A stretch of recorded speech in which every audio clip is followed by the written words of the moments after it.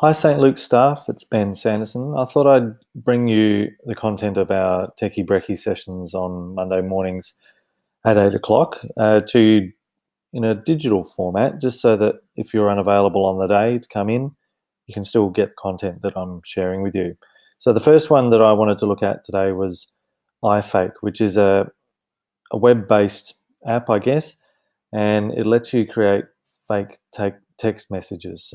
So you can explain a concept through dialogue. You can do a role play of how historical figures might converse. An example there of the Eureka Stockade organisers, but it could be dialogue between any historical figures.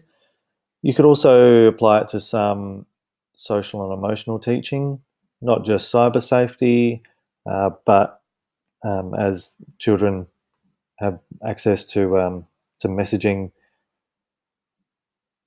software, we can teach them how to behave and how to interact.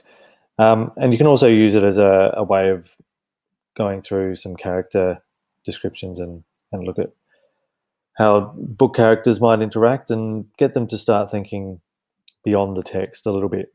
So iFake, really easy to create these fake text messages. As you can see, it's a web-based application, and you've got your sort of phone interface there. You can change the name of the person whose texts are coming in, and then it's just a simple matter of writing in the message.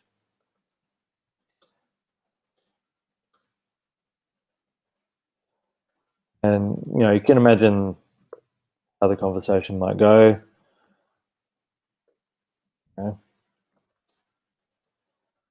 you can see how easy it is to create these fake text messages. You can adjust the battery level. You can see there how that's changing up on the interface. You can show percentage or not. So you can make it look like your real phone. You can choose to show the battery or not. Right down to the strength of the connection. You can change the network name. You can change the connection type, 4G, whatever. You can also change some of the settings, show that, you've got a realistic little interface there. And then it's just a simple matter of creating the image. Load that up, and then you can download it. So you could use that, you could get the children to create those, or you could create one for yourself. So that's just a fun little thing that I thought I'd share with you. So the next one I wanted to show you was Color Pick Eyedropper.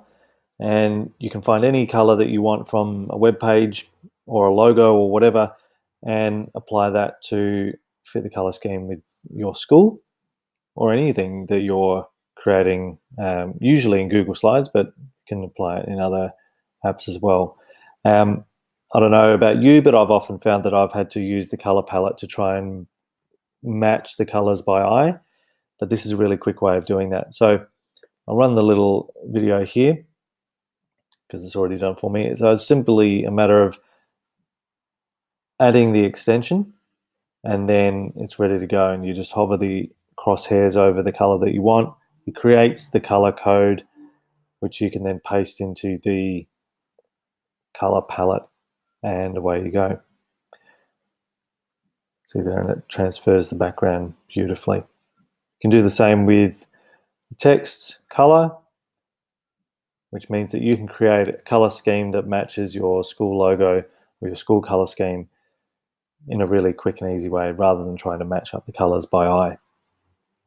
Now, just quickly, I wanted to run through Pear. I mentioned it in the previous Techie Brekkie I had the other week, but it's a really great way of making your Google Slides interactive. Not just so that the children can answer questions, but it's also a really handy formative assessment tool or a plenary during your lessons. So I'll just show you how this works. It is easier to show you when you're on a computer as well, but I'll give you the gist of it.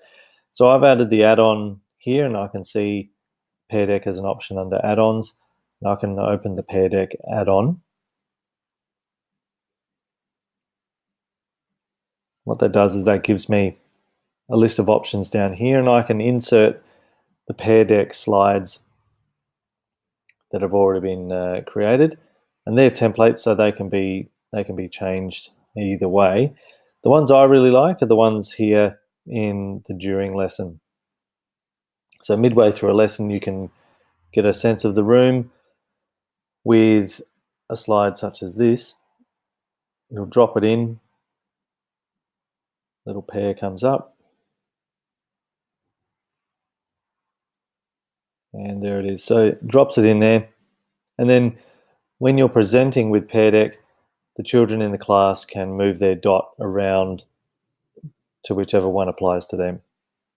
The other great thing about Pear Deck that I find in the classroom is that when you launch or present your slides with Pear Deck, it gets the children to enter in a website and then a code, so that, there we are. So if they go to joinpd.com, enter that code, it will then allow you to control the pace of the slideshow. So it almost locks the children in to a degree to look at what you're looking at that particular time. And that's a function that can be switched on and switched off at any given time. So if you're wanting to give them the content at a certain pace, then you can dictate that pace through Pear Deck. That's a really fantastic way of presenting your work. And it also gives you the opportunity to get a sense of their sort of ongoing feelings or confidence throughout the lesson. So that's the Techie Brekkie for this morning. Just a quick whiz through, and I hope that was helpful, and I hope you get a chance to try some of those little apps there. The iFake messaging, the Colour Pick Eyedropper, and Pear Deck. Thanks for listening.